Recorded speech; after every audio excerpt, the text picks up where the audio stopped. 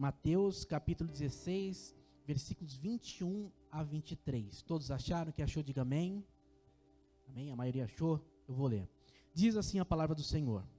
Desde então começou Jesus a mostrar a seus discípulos que convinha ir a Jerusalém e padecer muitas coisas dos anciãos e dos principais dos sacerdotes e dos escribas, e ser morto e ressuscitar ao terceiro dia. E Pedro, tomando-o à parte, começou a repreendê-lo, dizendo: Senhor, tem compaixão de ti, de modo nenhum te acontecerá isso. Ele, porém, voltando-se, disse a Pedro: para trás de mim, Satanás, que me serves de escândalo, porque não compreendes as coisas que são de Deus, mas só as coisas que são dos homens. Repetindo 23. Ele, porém, voltando-se, disse a Pedro: para trás de mim, Satanás, que me serves de escândalo, porque não compreendes as coisas que são de Deus, mas só as que são dos homens. Oremos. Maravilhoso Deus, Pai eterno e Pai santo, Senhor, nesse momento eu me submeto, Pai, à tua graça, a tua virtude e o teu poder. Sem o teu Espírito Santo, Pai, é apenas o entendimento, é apenas dados, ó Pai, ditos aqui. Mas quando o teu Espírito Santo ele empossa um homem, e essa palavra ela se torna espiritual, ela muda vidas,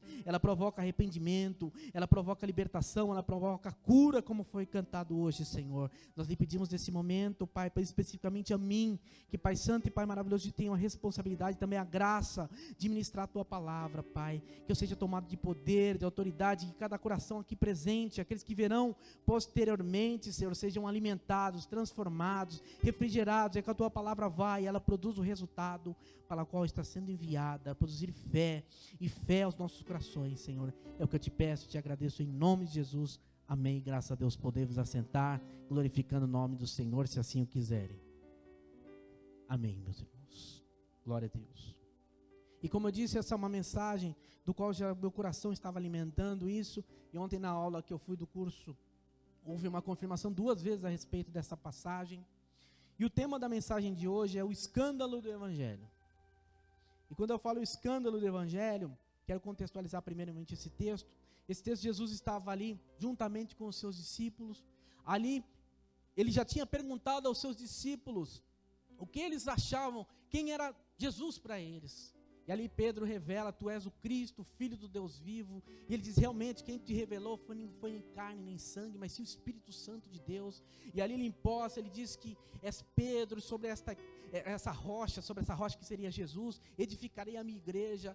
E ali sobre Pedro ele faz promessa, ele vai conversando aos discípulos sobre o plano salvífico, sobre qual motivo que ele veio à terra. E ele começa a falar que ele tinha que padecer, ele começa a falar do plano, que ele teria que sofrer, que ele teria que morrer e ressuscitar.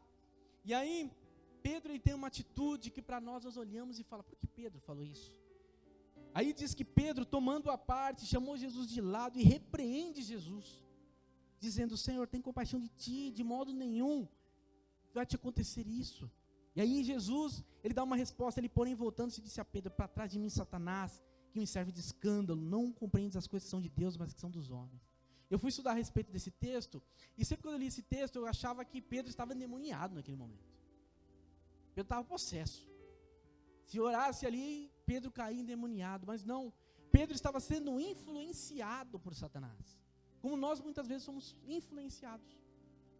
Porque, meus irmãos, o texto seria contraditório, porque se os irmãos voltarem em Mateus 16, como eu disse para os irmãos, Pedro tinha recebido a revelação de quem era Jesus na frente dele. E prontamente ele seria possuído por Satanás. Não, ele foi influenciado por Satanás, como muitas vezes somos influenciados para sermos anti-evangelho. E a mensagem que eu quero dizer para os irmãos hoje a respeito de escândalo, não é escândalo quando o irmão peca, quando o irmão é flagrado no erro, não. Primeiro que o sentido da palavra escândalo, se os irmãos procurarem no dicionário, mas eu já facilitei e trouxe para os irmãos, fato ou acontecimento que contraria e ofende sentimentos e crenças ou convicções morais, sociais e religiosas estabelecidas. Indignação, perplexidade ou sentimento de revolta provocado por um ato de violação de convenções morais. É quando a pessoa fica perplexa, ela fica assim, escandalizada, talvez o termo fala. Eu mesmo às vezes brinco quando eu vou na casa de alguém, e aí eu não como geralmente como eu como na minha casa. Eu falo: irmão, não vou comer como eu sempre como para não te escandalizar. Mas eu falo no sentido que da pessoa de repente, ficar assustada, perplexa. Mas é uma brincadeira que eu faço, eu não como tanto assim, irmãos. Fica aberto o convite aí se alguém quiser me chamar. Mas, meus irmãos, é algo no sentido de ficar perplexo. E o que aconteceu naquele momento, meus irmãos? Nós olhamos para a figura de Pedro e nós achamos aquele homem, nosso anti-evangelho, era Satanás ali. Não, ele estava sendo influenciado por Satanás. Assim como eu e você, nós devemos tomar cuidado, e nós estamos falando de Pedro, um homem que andava lado a lado com Jesus Cristo. Presença física, olhava Jesus, presenciou muitos milagres, muitos ensinamentos de Jesus, e no momento de descuido ele foi influenciado por Satanás. Porém, meus irmãos, o escândalo que eu quero falar para os irmãos hoje é diferente. Eu queria falar, meus irmãos, primeiramente, que esse texto nós encontramos tanto em Mateus como em Marcos, embora eles são semelhantes, e hoje como é um culto de ensino, os irmãos sabem o que são os evangelhos sinóticos, certo? Quem sabe aí levanta a mão. Ô, irmãos, por favor, evangelhos sinóticos. Então, assim, se os irmãos já notaram algumas leituras, vocês vão pegar aí em cima, no título da Bíblia vai estar a referência em Marcos. Por que, meus irmãos? Sinóticos, semelhantes. Então, cada um olhou e de uma visão contou ali aquela história. É da mesma forma, se os irmãos perguntarem como foi o culto de terça-feira, para o pastor Toninho, ele vai contar de um jeito. Por mais que seja o mesmo sentido, seja a mesma, porém o Regis vai contar de uma outra forma. Então, são visões diferentes, pessoas diferentes, mas no mesmo contexto. E o que eu queria falar para os irmãos, que o evangelho ele escandaliza. O evangelho verdadeiro ele escandaliza. E aqui nós vamos através da figura de Pedro, que a primeira mensagem de Jesus Cristo foi uma mensagem de morte.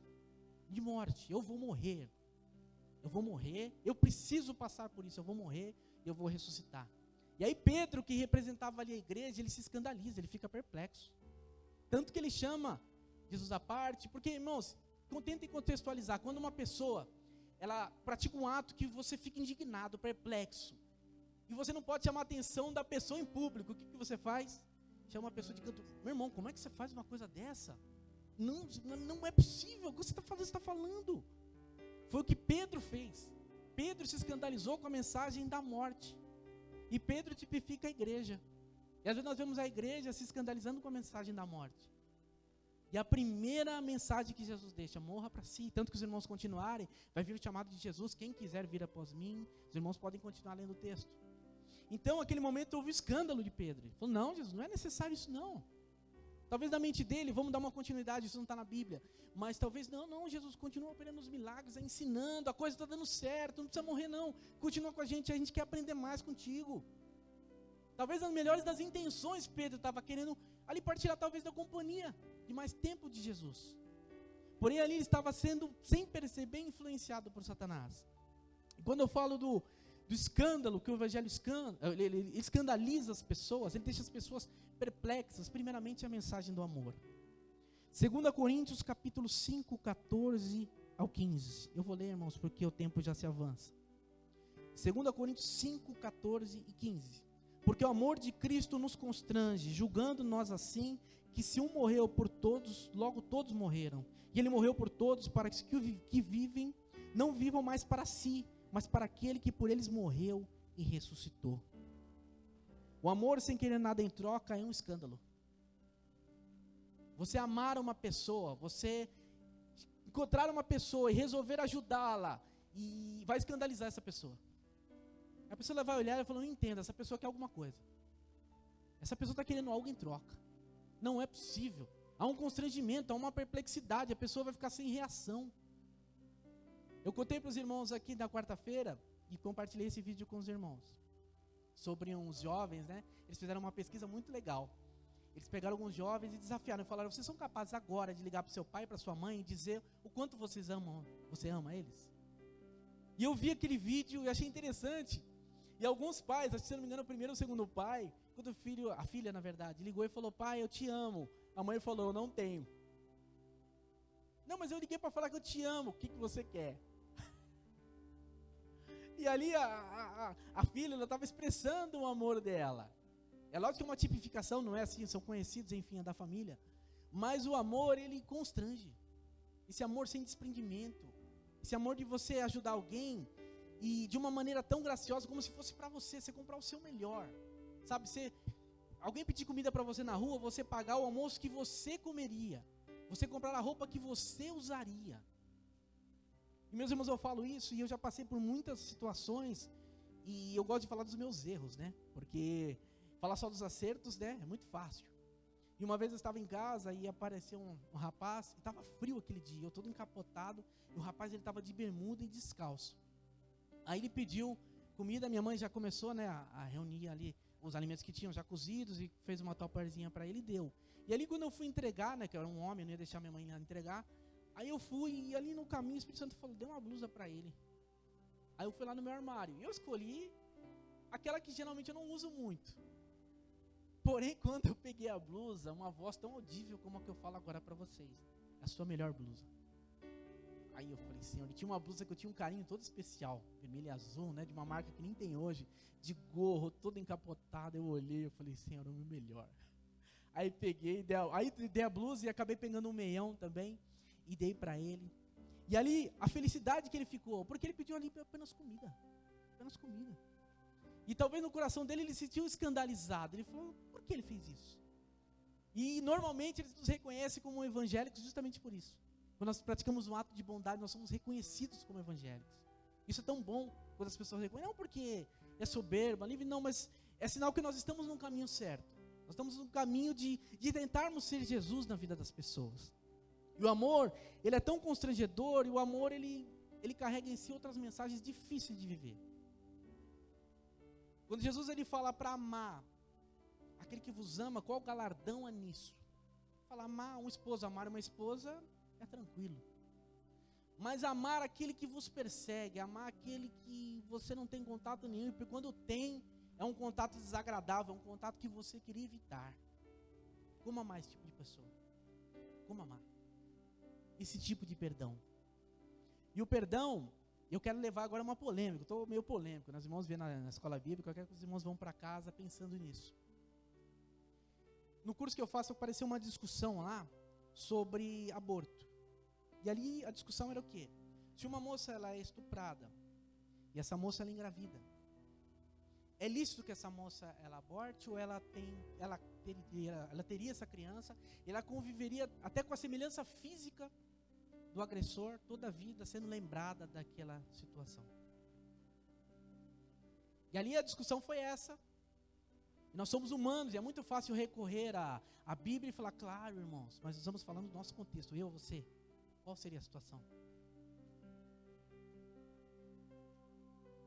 Seria uma situação de perdoar aquele homem? Como seria para a mulher isso? Ela todo dia olhar e ver talvez a semelhança física com aquele agressor, e ela conviver com aquilo um bom tempo. Como seria? Reflitam nisso que é o perdão. E aí, eu nessa pergunta, eu falei, Senhor, eu não seria capaz de dizer para uma mulher, falar para ela, Cris, filho, eu não seria capaz de dizer. Eu, Décio, não seria capaz de dizer. Porém, o que Deus trouxe ao meu coração, o perdão, ele na verdade, quando a Bíblia fala, Salmo 130, ela fala, contigo está o perdão para que sejas temido. O perdão, ele pertence a Deus. Porque Deus é amor, ele é a fonte do amor. E só conseguimos perdoar uma dívida tão grande, quando o amor é maior do que a dívida. Quando Jesus na cruz, quando ele está sendo crucificado, ele olha para aqueles homens, e eram os homens que pregaram ele na cruz, debocharam, caçoaram, cuspiram nele. Porque Jesus disse a Deus, perdoa-lhes, eles não sabem o que fazem. Porque o amor de Cristo pela humanidade era maior do que o que a humanidade estava fazendo por ele. Então, o perdão, ele é um reflexo de um amor maior do que a ferida que foi causada em você. Então, se você tem algo que é difícil perdoar, recorra a Deus, não tem outro caminho. Deus, me mostra quanto o Senhor me ama para me amar essa pessoa. Me mostra quanto eu sou amado. Me empresta um pouco do teu amor. Me empresta um pouco, porque como eu falei, é fácil você perdoar uma pessoa que falou mal de você. Às vezes não tem pessoas que às vezes falam, eu tenho facilidade de perdoar. Eu não falo isso, irmãos, porque você pode ser provado naquilo que você fala. Às vezes perdoar uma pessoa que pegou um dinheiro emprestado e não te devolveu, você tendo outra fonte de recurso, talvez seja tranquilo. Mas uma situação dessa, uma situação séria. Teve um outro caso muito trágico, de um menino, no caso foi um assalto que aconteceu, não lembro se foi em 2000, quando foi. E ali aconteceu o assalto e a mulher estava com a criança dentro do carro. E ali os assaltantes vão e tomam o carro dela, e ela tenta desesperadamente tirar o menino do carro, só que o menino fica preso pelo cinto de segurança. Enfim, o menino é arrastado uns 20, 30 metros pelo cinto de segurança, enfim, sai massa encefálica do menino, o menino falece. É fácil para uma mãe perdoar isso. É fácil para uma mãe perdoar a morte de um filho de uma maneira tão trágica. Somente quando o amor de Deus, ele se apresenta de uma maneira tão gloriosa na sua e na minha vida, que você consegue perdoar. Que você consegue amar essa pessoa acima do que ela fez, acima da atrocidade do que ela fez. Como perdoar 2 rapazes que entram? Imagina os pais que tiveram os filhos ali vítima, porque pai nenhum acha que arruma seu filho pronta para depois recebê-lo num caixão no final do dia. Nenhum pai pensa isso, nenhum pai sonha isso para o filho. Nenhum pai pensa que o seu filho não vai chegar a um casamento, ninguém pensa que o seu filho não vai envelhecer. Como perdoar isso? Mas somente através desse amor de Deus que nos constrange todos os dias. E lado a lado com isso vem a misericórdia, que a misericórdia nada mais é que o fruto do perdão. A misericórdia, eu já preguei sobre isso, misericórdia quero, faz um tempo atrás. Em Mateus 9,13 diz para nós, meus irmãos: ide, porém, aprendei o que significa misericórdia quero e não sacrifício, porque eu não vim a chamar os justos, mas os pecadores ao arrependimento. Sabe o que quer dizer isso, meus irmãos? Esse livro aqui, que nós estamos lendo aqui, que nós chamamos de a Palavra de Deus, ela nada mais é um livro de pecadores que aceitaram o chamado do arrependimento. A Bíblia faz questão de mostrar todos os erros de todos os homens, e aqueles que não teve tempo até, falei para o meu professor, eu falei, olha, teve homens que escapou, porque escreveram-se muito pouco. Enoque, não se fala os defeitos de Enoque, só fala que foi um homem que andou com Deus. Mas provavelmente Enoque também tinha defeitos. Enoque teve falhas. Outros homens, Deus deixou explícito na Bíblia que eram homens pecadores e passíveis das mesmas paixões e erros como nós. Porém, quando eu olho para esse livro e vejo que é um livro de pecadores que aceitaram o chamado de arrependimento, a misericórdia, ela vem da palavra miséria e córdia, miséria de coração. Eu olhar para uma pessoa que está fazendo algo errado e falar, Senhor, outrora eu fazia também. Outrora eu pensei em fazer, talvez não fiz, mas pensei em fazer, Senhor. Essa pessoa hoje, ela não está desfrutando da graça que eu desfruto hoje. Nunca um olhar de julgamento. E dentro disso eu sempre faço uma reflexão com quem dirige aqui. Quem dirige sabe que no início para você dirigir é difícil, não é?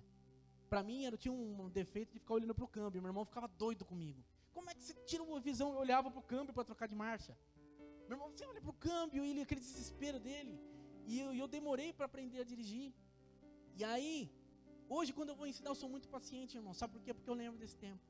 Meu irmão, eu ensinei ela a dirigir. Eu chegava da igreja, às vezes eu estava saindo aqui da igreja e eu falava, Débora, coloca o carro, tira o carro da garagem, nós vamos dar uma volta. Aí todo dia, às vezes era meia-noite, 1 hora, eu dava uma volta com ela, eu deixava morrer o carro.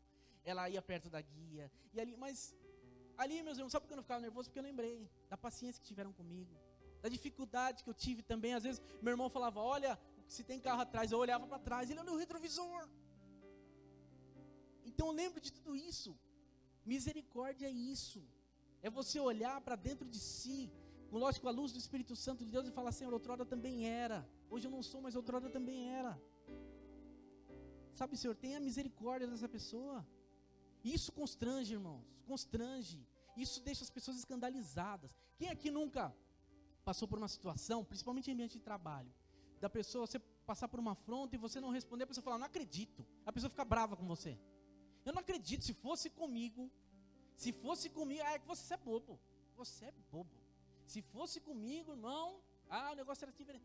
Meus irmãos, isso escandaliza as pessoas. A misericórdia, se abrir mão de uma dívida legítima de revide, isso escandaliza. Outro motivo de escândalo, meus irmãos, é o escândalo da dedicação e prioridade que você dá a Deus. Deuteronômio 6,5 diz assim, amarás, pois, o Senhor teu Deus de todo o teu coração e de toda a tua alma e de todas as suas forças. Essa é a releitura dos mandamentos. E ali diz para amarmos Deus acima de tudo e todas as coisas.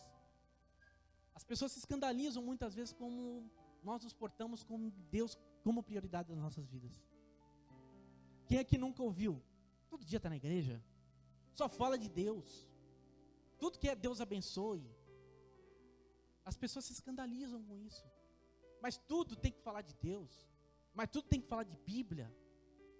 Porque, meus irmãos, nós somos o Evangelho. Nós somos Cristo. A palavra tem que estar na nossa boca. Não estou falando aqui, irmãos, que você não tem outro assunto na sua boca, mas é natural do cristão. Porque a Bíblia, ela traz para nós a origem, a fonte de tudo que está acontecendo hoje. Você quer explicação para o que está acontecendo hoje? Está na Bíblia. Você quer a explicação do que vai acontecer? Está na Bíblia. Então isso escandaliza as pessoas, o seu compromisso, a sua prioridade que você tem para o reino de Deus.